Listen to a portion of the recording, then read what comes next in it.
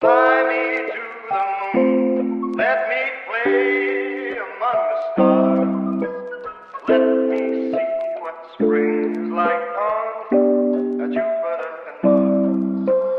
Fly me to the moon. Your life is just like interesting to me in general because I'm not in that world, and it's one of those things where like I went to one of your seminars because I was like, you know what, I kind of want to be informed. And I came to the regenerative farming seminar, not knowing what I was getting into. I knew there was going to be good coffee. I knew that. Good coffee. So, I have a question for you. yeah, for me, Did you go out into the wind just a minute ago or something? What your hair is all of a sudden it's about thank you. It's about 2 inches higher than it was. yeah, earlier. you know, I just went to the Styled Salon. Yeah. That was a little shout out for Jake's girlfriend. There you go. There you go. Andrea. So no, I don't know. It reminds me of like 1950s. That's what I was going for. Dude, you got it. You got it. You know, They're Fez. the best in town. Yeah. Excellent. So stuff. she knows how to do that stuff. Oh, yeah. Good for her. He does everything. I don't have enough to- Extensions, Yeah, you name I it, bet she can does do it. something with that though. Well, welcome to Between Three Rivers, where we like to have fun, but also educate. Entertain and educate, I think, is our motto. Yeah. So Comedy is king. Yeah. Today we have Carry Zeigler with us, and I'm going to let you kind of introduce yourself because there's so many things in the industry that you do. But from what I know from you is you're leading the charge in regenerative farming, and you're leading the charge in educating people, and you're a your family's first generation, right? Yeah, farming. So actually, I'm doing a pretty good job of intro right now. You know, So- Nailed it. I don't need to say much more. But Well, thank you for coming. yes, thank you great. for being here. It was a great show. Right? Yeah. So, not to like jump too much into it, but like tell us about your like world. You know, what do you wake up and you're like, what's your goal when you wake up, you know? So really what's driving us now and has become a deep passion of ours has been educating the consumer about the impacts of food and health. And so, yes, as a first-generation farmer, my grandfather was a farmer. My dad is one of 5 boys. None of them are farmers. And so leaving the farm, going to get a college education, didn't produce enough income, whatever is a common thread. And so didn't plan on being a farmer. I've got a college education, yada, yada. But really what made us passionate was when my wife and then children started getting sick. We really dug into, all right, there's got to be more to the story than what, at the time, Western medicine providers were talking to us about. And so we said, look, we've got to take responsibility for some things we can control. And so we started with a small farm.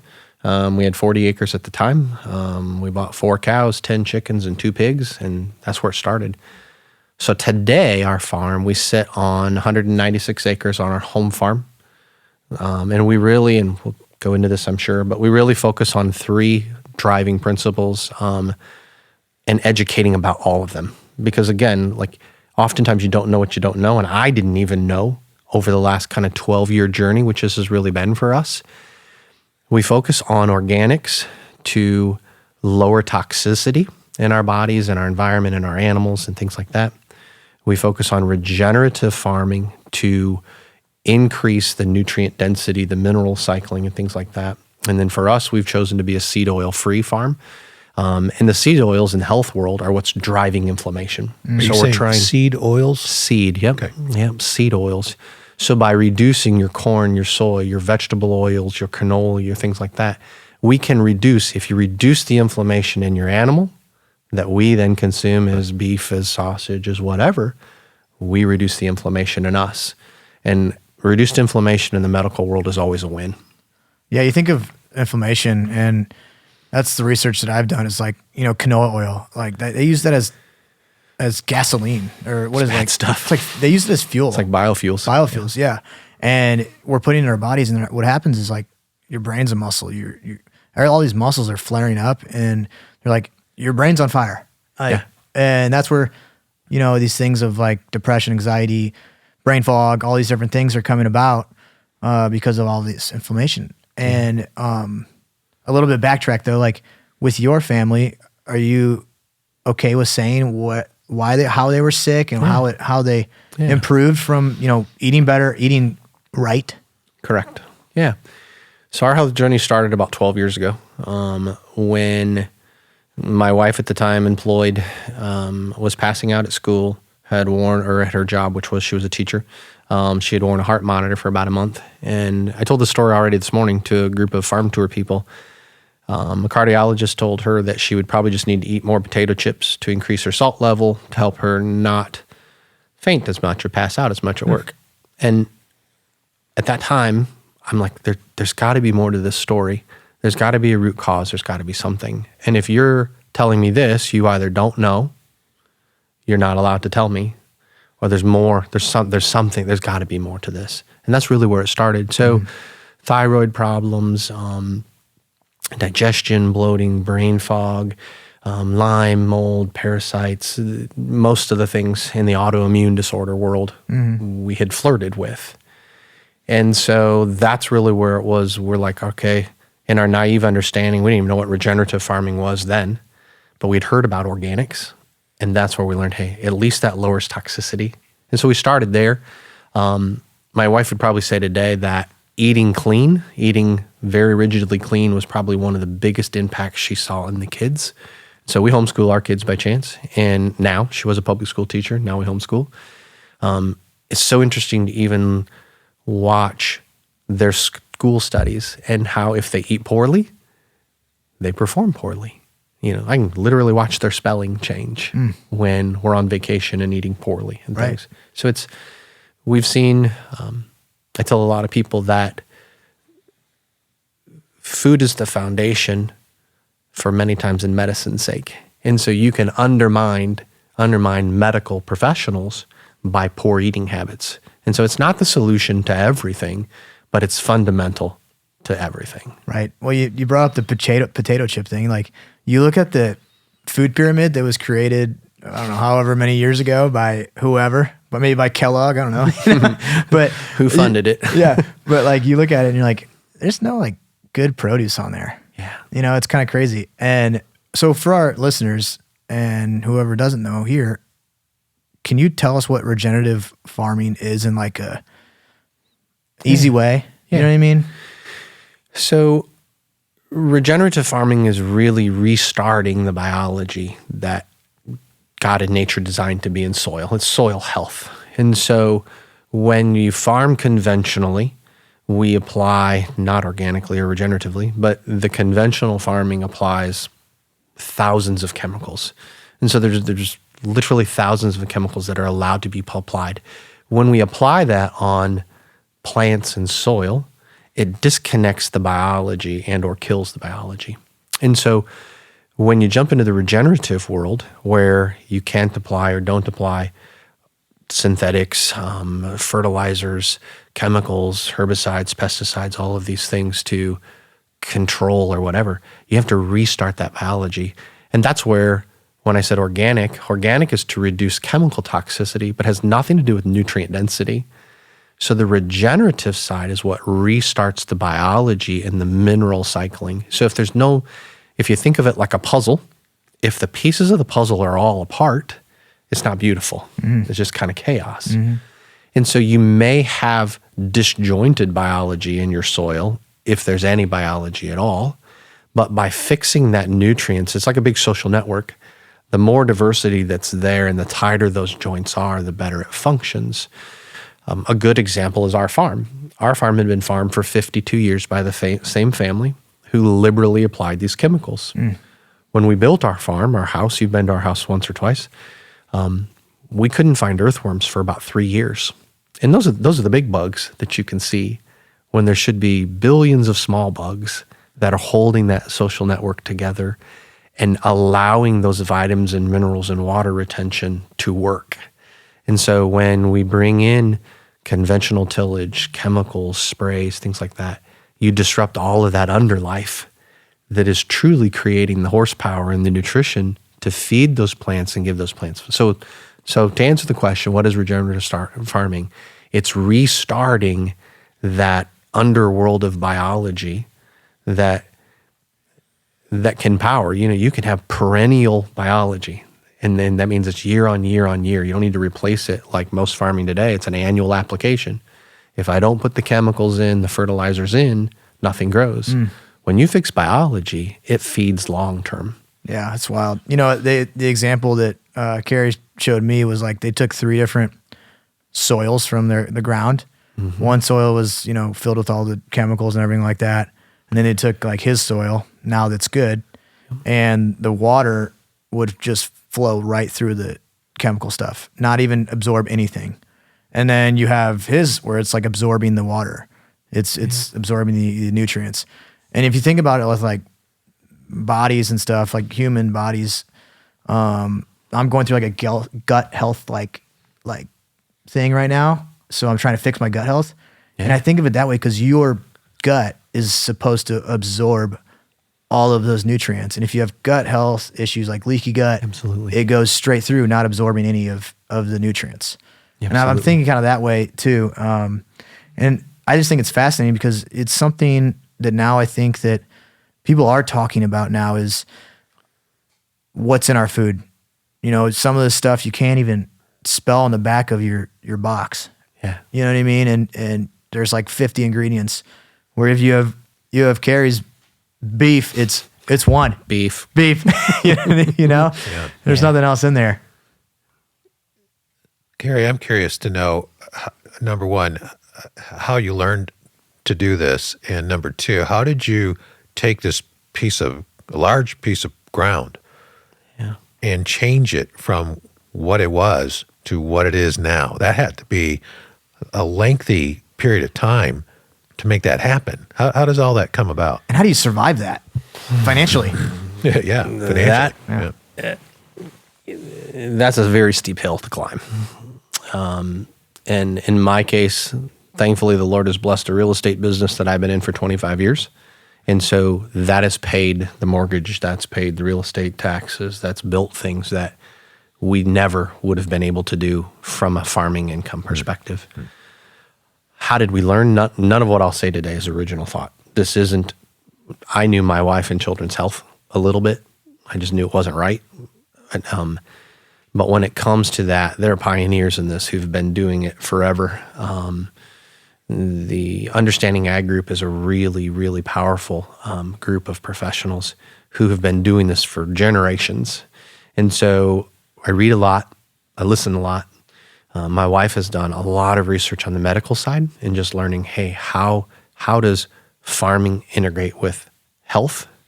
And I've done a lot in the farming practice side and okay, how do we get this soil health to create nutrient density in these plants, less toxicity, more nutrition, no inflammation? How do we do those things? So thousands of hours of podcasts and books. Every time I'm on a tractor or whenever I got earbuds in listening to someone talk kind of a thing. So it's learning from others' successes and mistakes. Okay. Just life's too short to make all the mistakes. So if I can make less than my predecessor, it's a win. Yep. Because you stated it took how many years for good soil? Like you got into it and you're like, well, a couple of years, you couldn't even grow. 3 years before we found earthworms. And so I've had fields on my farm. So we went cold turkey organic when we did it. So when we notified the farmer that we had purchased it, that was day one for us. No more chemicals, no more inputs, no synthetic anything. And so I have a background in alcohol and drug abuse, addiction treatment, and things like that. Spent quite a few years in that world. And I usually don't suggest that you cold turkey because a lot of people have a poor success rate when you just cold turkey something.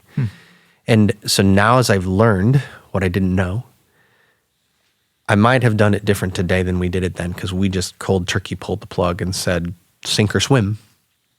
And really the soil and the land and the plants went through almost like a drug withdrawal.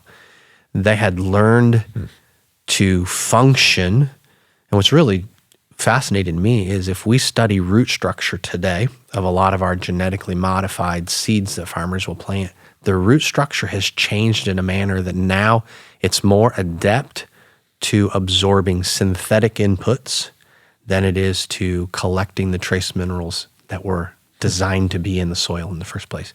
So it's survival of the fittest. It's that epigenetic change of the plant of how do I survive with what they're feeding me. What they're feeding me now comes from a sprayer or chemicals or fertilizers from the top, man-made. And so we did it cold turkey. We started with cover crops, and really they're one of your biggest healing agents. And a cover crop is just a living plant that you're going to plant. We started cover cropping it, and it was a few species. What I've come to learn, similar to like a social media concept, is the more diversity you can get there, the better. Because every plant has a different nutrient profile, has a mineral scavenging ability or profile, and a networking between its other plants and root types. Some go down, some go horizontally. So the more living roots that can absorb sunshine, which is very healing, pulls down and feeds that soil biology, and then a shedding and a sloughing goes on and things. And that's what starts to feed that underworld. And that's what starts to heal it. And it's interesting too. Sorry to cut you off there, but it's like thinking of it as your backyard. If you want a lush green backyard, you're gonna have to fertilize it. But if you have like other plants in there, I mean, it might look like, there's weeds in there and stuff like that, but it's actually healthier to not have the lush green backyard. Yep. That variety, it's the strengths and weaknesses. Bill, you have strengths that I don't have. I would hope to have strengths that you don't have. And then when we work together, we're stronger together. And so in conventional agriculture, they want a monoculture. They want a corn to grow, a soybean to grow, a wheat to grow. And they don't want that collaborative horsepower of 12 or 15 species. Well, if we think about in nature, if you go out to virgin, undisturbed something, you might find 50, you might find 100 different plant species that are growing together in a harmony. And that is truly what creates the resilience. So a drought comes along like we are in now. A taproot plant is going to grow better than a horizontally rooted plant. So by planting, 2 summers ago, we planted a 16-way variety. And it was really interesting to see which plants thrive, which plants died, which ones the cows chose to go eat, which ones they didn't. And so the more diversity you can get, the more healing you get, which again feeds that biology, but then the biology starts to multiply. And so we're still working and feeding. The other tool that we use in that regenerative format is animal impact. So regenerative is to restart. So we use the plants to help feed the biology, and then we use animal impact. So we have cows, we have pigs, we have chickens, horses, donkeys, turkeys, rabbits, things. So those animals are interacting with those plants, and they are causing small challenges or small stress. So when a cow eats a plant, it causes the roots to shed, and that shedding feeds biology and feeds undergrowth, which then stimulates more of the above growth. And so we use those animals to stimulate our pastures, because our home farm, 196 acres, is 100% pastures, no row crop, no anything.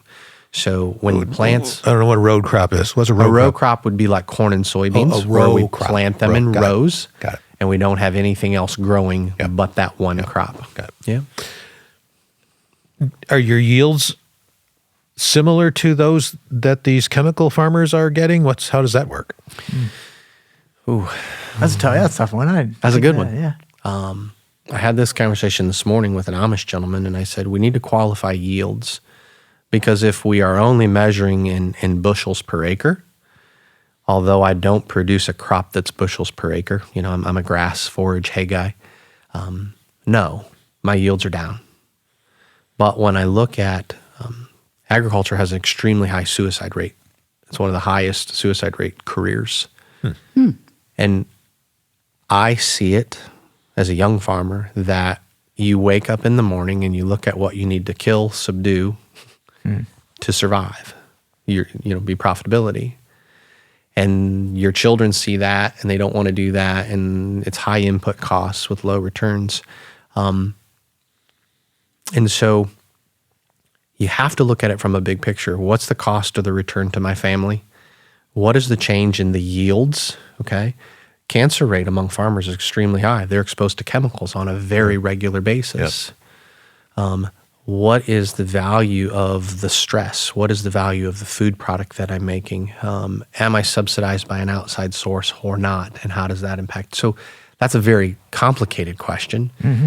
Typically, when you go organic, regenerative, initially you will see a reduction in your bushel per acre yield. We have to go through that regenerative healing process, and then also look at what is the bottom line. What are the things I really value? And determine, all right, it's not bushels per acre, it's my bottom line. And then sometimes you can make less bushels per acre and still have your bottom line be higher, even from a cost perspective. Right. And now you've fixed the issue, and so you're spending less. Yep. Is that correct? As farmers, Will Harris in his book, A Bold Return to Giving a Damn, has a visual, if you look at the video that goes with it, and it's the convergence of two waters. And I have a friend who has a picture of this on his own farm just in southern Michigan, and literally the water coming in from the left is murky brown, and the water coming in from the right is very clear. And he said, as a young farmer, he's probably 40, he said, this is the picture that changed my 75-year-old dad's opinion, because he said, my neighbor is pushing his chemicals, his fertilizer, and his topsoil right into the river and down wherever it goes. Our farm inside that is now cover cropped, regeneratively farmed, organic, crystal clear water. Now, he plants his corn very wide. There's a lot of things he's doing regeneratively. And he would say, look, instead of 225 bushel to the acre corn, I get 180 bushel to the acre corn. But I also don't have input costs. I have a lot of cover crops that I feed my animals in the winter, so I have lower feed costs. He said, I'm selling animals that I didn't do before. He said, I'm making money. I'm making more money now. Yeah. So financially, it's actually better. Exactly. How about that? But it's a long road. Very interesting. And very steep. Yeah. And usually lonely. I bet. Because your and it's- neighbors think you're nuts. Yeah, right. The other farmers are probably like, "Who is this guy coming in?" Right. But how would you say that? Like, I mean, I know you're getting the word out now and everything, but is it catching? Yeah. Is it catching on like a lot of farmers too? Other farmers? It's catching. It's catching in a consumer realm because it has to. So you're saying it probably starts from the consumer. It does. You're like, hey, recognize it. Absolutely. Farmers are good-hearted, well-intending people. A farmer will produce what a consumer will pay for. Absolutely. Is it catching? I say everyone has to have a qualifying event. Midwesterners are chronically cheap and chronically lazy. They don't. Sorry, I live here. I've lived here my whole life. I would agree with that. Yeah. They don't want to be proactive about their health. They want to be reactive. And some of my best friends who are doctors will say, you will pay the farmer, you'll pay the practitioner. The problem is when you pay the practitioner, we don't know if you can flip the hourglass back over. Sometimes you'll do things that can't be undone. And so I wish I had a crystal ball that said if you ate well, you never got sick. There's a lot of research that says if you eat really well, you live much healthier. It's pretty easy to define. Sure. Yeah. But is it catching on is sadly becoming very true, because we now are getting to a point where practitioners will say, Bill, if you don't change your lifestyle and your eating habits, my medicine can't help you. Right. Because it undermines. It's that foundational undermining that is undoing even what their best of medicine can do. Right. And so it's catching on out of a necessity. I have a lot of questions, so I apologize. No, when we brought in Carrie, I was like, there's going to be some minds blown, I feel like. Yeah. We need to do a series of podcasts with this one. When you think of, I think of there's a I don't know if it's a book or a documentary film maybe called Meat, MEET, Your Meat, MEAT. You know about that? I've heard of it, but don't know well. Well, I read a book about it. I've watched some films, but a lot of it's about this factory farming stuff that goes on, and in particular with cows and chickens, where some of these animals are kept just barely alive in the process of getting them ready to go get processed. Right. Yes. And then you see eggs in the grocery store that are Eggland's best eggs. So now you've made me very suspect about these types of products that you see in the grocery store. Yeah. I'm guessing what you're producing is head and shoulders above these items with regard to their health benefits, Yeah. that we should all be going to your farm or a farm like yours. Yes. In your case, you're thinking, no, you want us to come to your farm, which is great. But can you address some of those things, Carrie? What goes through your mind as we talk about that? Before he goes into that, do you know what color the egg is supposed to be? No. Because Brown? I was like kind of mind blown on that too. Like growing up, you eat the white egg, You're talking about the shell, right? the shell. You eat the white egg. You know what that is? If you buy my eggs, there's lots of colors. Yeah, his is like an Easter egg. so you get multicolored. Yeah, Well, yeah. yeah. It's crazy. I mean, you get Yeah. blue. What do you get? Like all kinds of colors. Yeah, blues and browns and occasional rare pink. Yeah. And why do you- shades? Why do you not want the white? Yeah. I don't know exactly where that one is going. I thought they bleach them. A lot of them they don't, but they do. They'll do bleach. They'll do peroxides. Some of those are cleaning agents, but then Okay. they're chemicals that will absorb. Okay. If it's changing the color, I'm not sure. I don't have white eggs myself. Maybe one or two chickens occasionally. Yes, the food thing is. It's hard because you break someone's glass ceiling, and that the food in a grocery store is good for me, is nourishing for me, is helping me, or is it hindering me? I take a pretty loud stand in that food is either healing you or harming you. And the middle ground gets pretty offended by that. And it's really hard to purchase food that's healing you. When you talk to inhumane treatment, poor food, milk's a really interesting one to look back. If we look at late 1800s, early 1900s, when we started to pasteurize milk, is that good? Is that bad? A lot of why we started pasteurizing milk is we changed the living conditions of the cow and the diet of the cow. And the what? We changed the living conditions and the diet And the or the diet. food of the cow. Okay. So we took cows from grassy hills, put them in confinement, and typically fed them a byproduct like a brewer's grain or something like that. Brought them from fields to urban sides, put them close to byproducts, which was a cheap form of feed. And then what they started to realize, and again, easy Google search, you can find this. We started to pasteurize milk because we wanted to kill the germs, the bugs, the viruses, the impurities, whatever might be in it. And I always challenge people, could we have changed the management of the animal and the food type of the animal and gotten the same result? Rather than pasteurize it, and in my opinion, you're going to kill all of the healthy enzymes and bacteria your body needs to digest it. That's why it was designed. And so in confinement operations, yes, animals are poorly fed, oftentimes poorly housed, tight quarters, no sunlight. Like, that is very true. I've heard statistics to the extent of grass-fed beef it comprises 4% of all the beef out there, and only 1% of that is born in the U.S. And so where your food came from is like a needle in a haystack trying to figure it out. Well, I remember you telling me like sometimes it's even 2 or 3 different cows. Yeah. Like it's not just one cow. It's like I'm gonna make this meat out of There was a recent like study. ground beef and stuff. Oh, yeah, whatever, right, You know what I right. mean? So Yeah. ground beef, if we think of that, if we think of a large processing facility that processes 1,000 animals, and they do lots more than that, but let's say 1,000 animals, there's a lot of small pieces that are cut off in scraps that are pulled together into one pot at the end to make hamburger. So it's potential then you may have 1,000 different DNA strands that show up in your Nuts. 1 pound of hamburger. Yeah.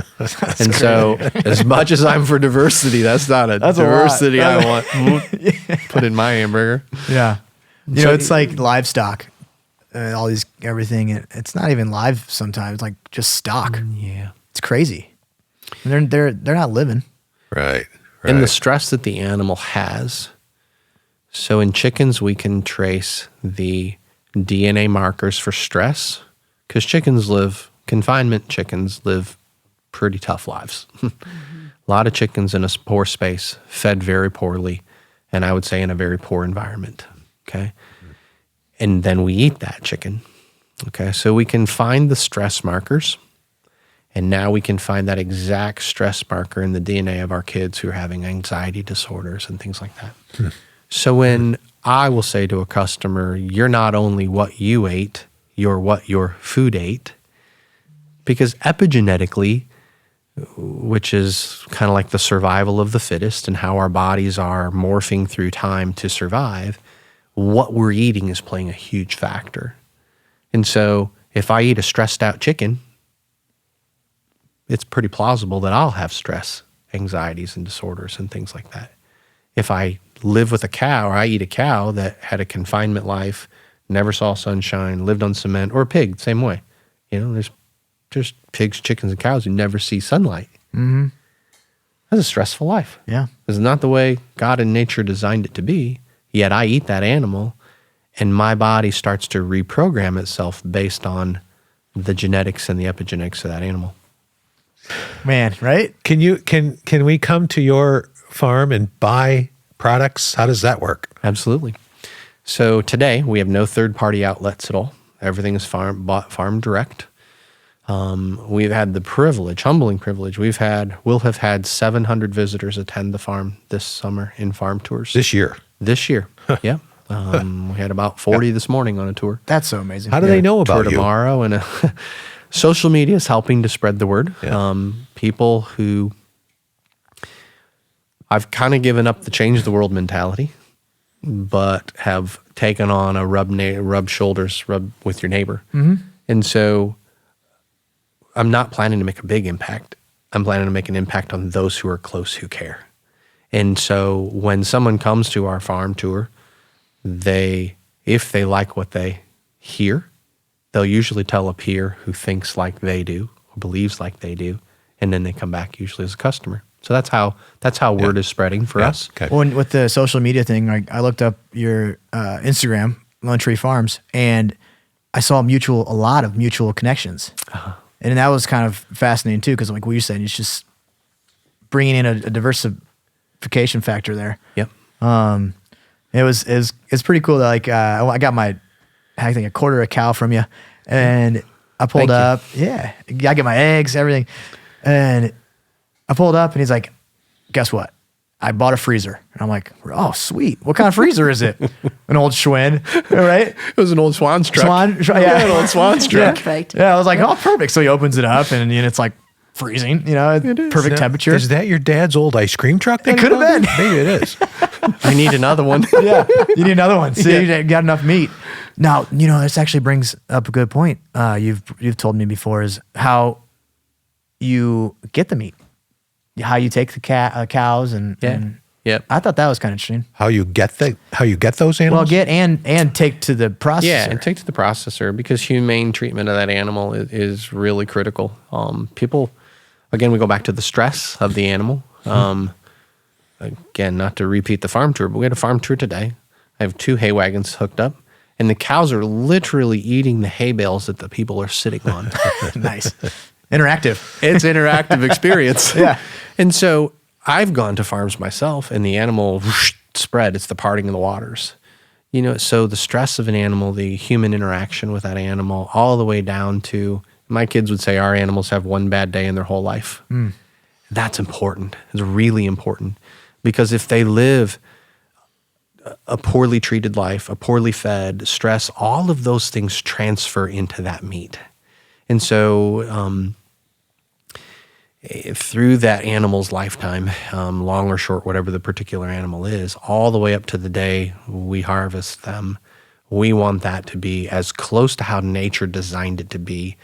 I want them to have sunshine. I want them to have the ability to exhibit those natural animal behaviors, go out and self-select what they're going to eat in a pasture, because all of those components are what make the best product, the food product.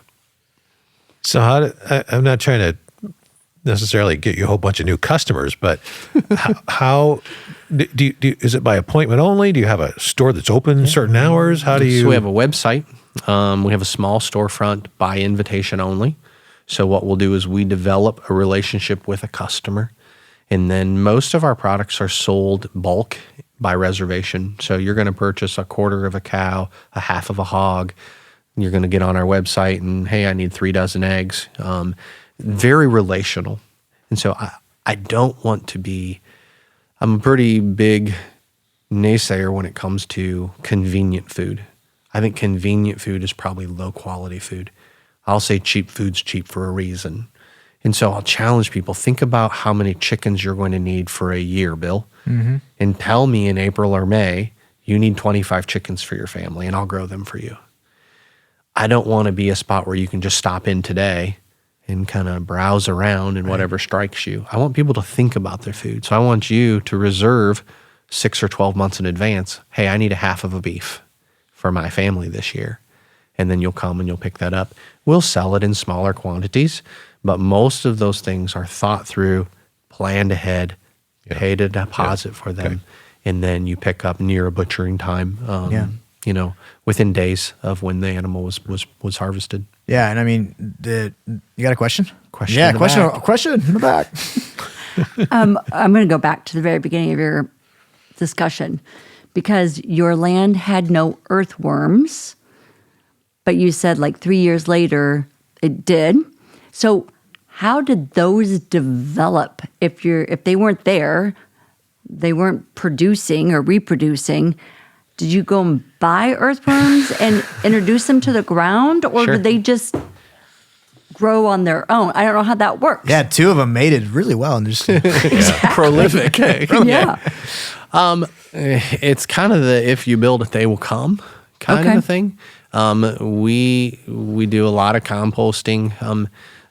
I like the biology and the pictures of pieces of a puzzle in a box. You know, I asked a little kid, I said, hey, if I gave you a bunch of puzzle pieces, but I didn't give you the box with the picture, he just had this kind of like doomed look, like I don't even know where to start. So oftentimes the mineral and the biology capacity is there. It's just disoriented and it's disconnected. So a lot of times the pieces of the puzzle are present. They just can't function because the chemicals and the toxicity are there. So the plants heal and pull a lot of that residual toxicity out, which now allows those things to start coming back. And then the plants start feeding the biology, the worms start showing up, the microbiology starts showing up, birds bring it. And so when you create a appropriate habitat, like we've seen bald eagles on the farm now 3 times this summer. Wow. And I hadn't seen it in the previous 5 summers. Yeah, no way. Yeah. So we'll be able to buy bald eagle meat. No. You might see one. So that's cool. So it's almost like as we repair, we see more wildlife, we see more diversity, we see more worms. And we definitely see more worms. Like there were a few when we started, like after the 3 years. Now they're everywhere. Like they're everywhere. Huh. And I can't say anything more than we've created a habitat for them that now we see more diversity of nesting birds than we've ever seen. I'm taking pictures of plants. I'm like, I've never seen this plant grow before. I didn't plant it. Where did it come from? It was a piece of the puzzle that was just waiting for the conditions to fix themselves. Nice. So are some of the plants maybe heritage plants? I don't know what you call them. Like that, a native they were here a long species. time ago. Yeah, like a native species. Yep. Yeah. So we believe that, or my mentors have taught us that there is a native seed bank that's sitting there waiting for the day it wasn't suppressed by the chemicals. Mm-hmm. So once that pressure goes away or that environment goes away, I mean, I've heard some seeds have, viability for years and they're just sitting there and waiting. Weeds are a good example of that. Is like, where did this come from? Right. Where did these weeds come from? Well, they're just sitting there waiting for the right opportunity to come. And so that's true of the native plants as well. I'm most fascinated by all of this because of the biology of it. Like, yes, we're talking about plants and all this stuff, but it's us too. Like you talk about stress That heals and, us. The conditions and all these things. Like you think about it, if you're eating it, the stressful meat and all the stressful things, you're actually passing it along to the next generation too. Absolutely. And so you got to cut ties at some point. either whether it be your kids or something, because they're just gonna. It's Pass it on to the next generation. multi-generational. Yep. This has been, agriculture didn't get in the poor state we are in today quickly. This has been a 75, 100-year journey of which we've really done it differently than our parents and our grandparents and our great-grandparents did. Will Harris's book, Will Harris's White Oak Pasture, Bluffton, Georgia, he's a sixth-generation farmer. His book's A Bold Return to Giving a Damn. And his story is so fascinating to me because you go back to before they had refrigeration, before they had cars, and they slaughtered animals 6 days a week, hauled it into the hotel and the groceries because they didn't have refrigeration. He watched that farm go to a point where it was fully synthetic, fully chemicals, pesticides, herbicides, all of the fancy stuff. Yeah. And he said, and I watched our farm die. Yeah. We were doing everything the big farm, big ag, big chemical, whatever said we should, and I watched it die. Today, the 7th and the 8th generation now live on the farm, and they're coming back, and I think they're about 25 years now back, regenerative and things. And he said, we've watched the farm thrive, I've watched the farm die, and I'm now watching the farm and the community thrive again. It's a fascinating book. Wow. To listen. So I have another question. Yeah. How many regenerative farms are there in the United States, and how many do we have in northern Indiana, southern Michigan? Yep. I don't know. Okay. Not And enough. Yeah, not right. enough. Not enough. Not enough. So I tell my clients, don't trust me, verify me. I would tell you, don't trust your doctor, verify your doctor. Trust is a really slippery thing because marketing and social media and things, you can say it's this, in reality it's this. And some don't know what they don't know. Some know there's a similar to, so if I know the right words to say, fire will catch. And so you need to learn, and I challenge people, and really that's what we do in our education format is, if I'm not your farmer, your rancher, let me teach you the questions you should be asking your farmer or rancher, your producer. You decide for yourself if what I'm talking about matters to you, because there's a long continuum of that. And so there's not enough regenerative farmers out there. But there's a lot who want to look like I'm this. In reality, I'm less than that. And so in our education journey, one of our goals is not to speak poorly of someone else, but it is to challenge you as the consumer, know what you're buying, know what your producer does or doesn't do, and make sure you're putting your dollar where you believe. That's what we're passionate about. All right, so you're covering meats. What about the other food your family eats? Where do you get that? How does that work? Yeah, that's a tricky balance because let me use organic certification, for example. So in the conventional farming world, there's 4,000 to 6,000 chemicals you can put. You can pretty much put anything you want on fruits, vegetables, grains, grasses, In the organic world, I think it's around 250 chemicals that are allowed to be applied. So people will say, should I just throw the baby out with the bathwater? And my example is if there's 4,000 versus 200 or 250, theoretically a labeled organic is going to be much cleaner. It may not be perfect. I'm not perfect, and so, but it's going to be much cleaner. What I struggle with is these allowable loopholes now. And there's a lot of allowable loopholes in the big certifications. And so what my family does is we look for small labels who have a small shingle over the top of them. Because usually the bigger you are, the more cunning you are about learning how to Package. Marketing. Yeah. Marketing. Yeah. Yep. So we go for small labels and try to build those relationships with the producer so we know, hey, Bill, you grew it. What's your threshold? Yeah. Because everything's for sale for a price. Oh, yeah. Where will you compromise, and am I okay with that? Because that's where I want to put my dollar, in somebody I believe in. Man, so many times you negotiate with in business, you never negotiate your food. It's like, you don't. You just say, I'm going to go buy this because Yeah. it's at Kroger or Meijer, Exactly. you know? But I'm one of 6 kids. My wife's one of 5. And to an extent, we negotiate our food because you know what? Our parents bought what we could afford to feed a large family. And I really challenge people today. Like, you have to think of it bigger than that. Because if your kids are sick, if your kids are undernourished, like a scary thing today is a concept called satiation. So if you think about it like satisfaction, because we have genetically modified plants that, for example, if I have one stalk of corn that historically grew 1 ear of corn, well, we have genetically modified corn now that may grow 3 or 4 ears of corn on that one stalk. What happens is the nutrient density that was in the original soil gets diminished once it gets up to the seeds of the corn. So we have a nation of obese people who are starving to death because they don't have enough physical capacity to ingest enough nutrients for their body to say, okay, stop now, Bill. Mm-hmm. And so a friend of mine, a guy I know, he tested his beef, and his beef was 2.7 times higher in acids and omegas and different ratios. And I said, oh, that's kind of a bummer. I said, 2.7 times isn't that much more. He said, you try eating 2.7 cheeseburgers every time and see what happens to your body. And I thought, oh, wow. Yeah. Because if you don't ever get the nutrients which your body says is enough, you'll just continue to consume. Mm-hmm.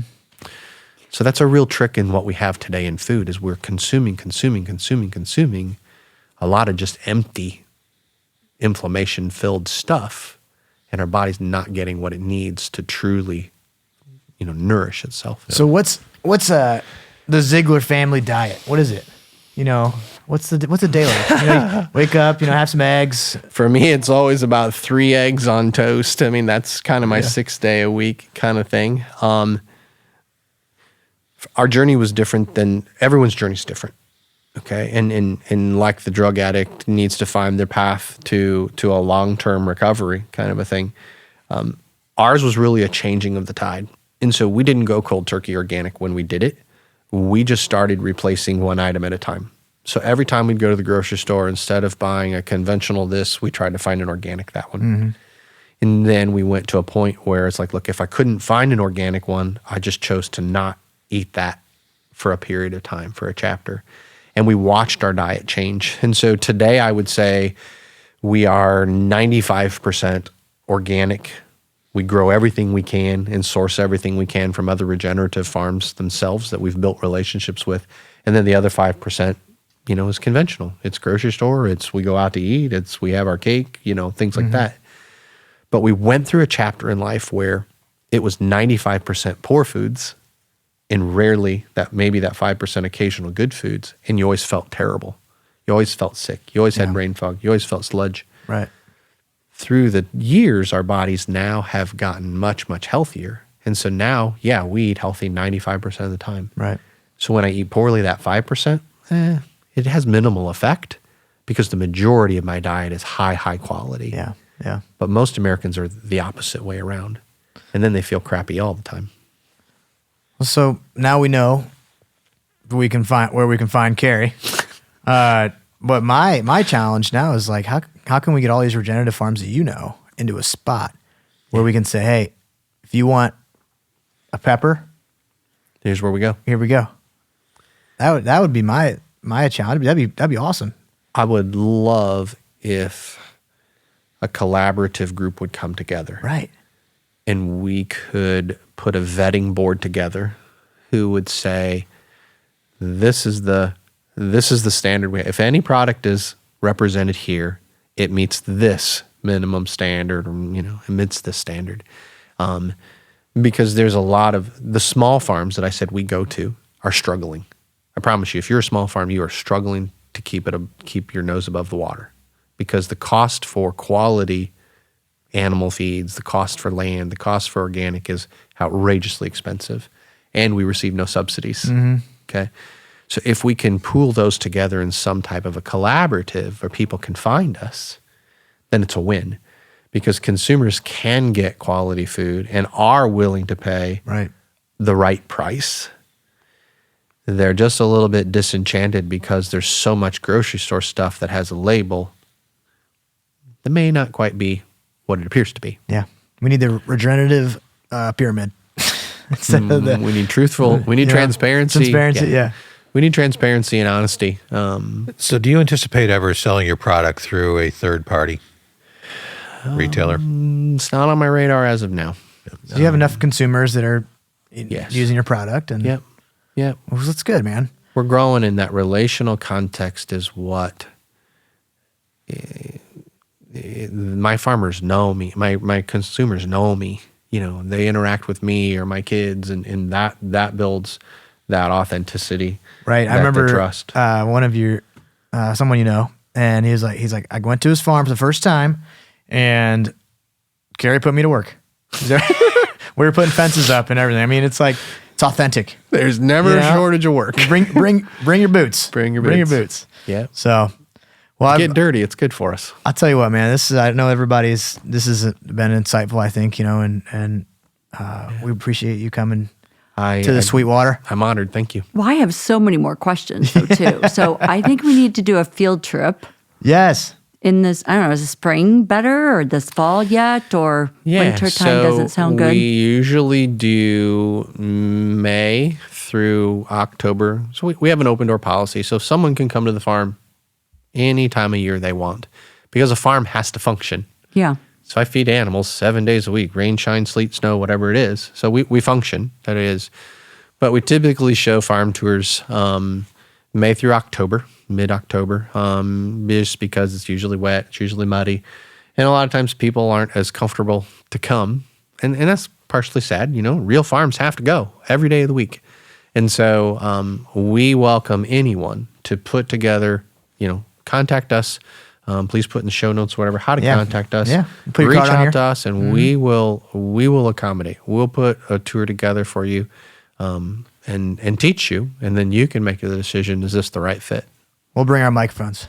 All right. The website is Lone Tree Farms LLC.com. Perfect. Yep. Well, again, thank you so much for being here. Yeah, thanks for coming, This Carrie. is Appreciate it. Thanks, guys. awesome. Thank you for making your land and your family healthier. Thank you. We appreciate it. Come see us. We're close. We will. Perfect. Boy, me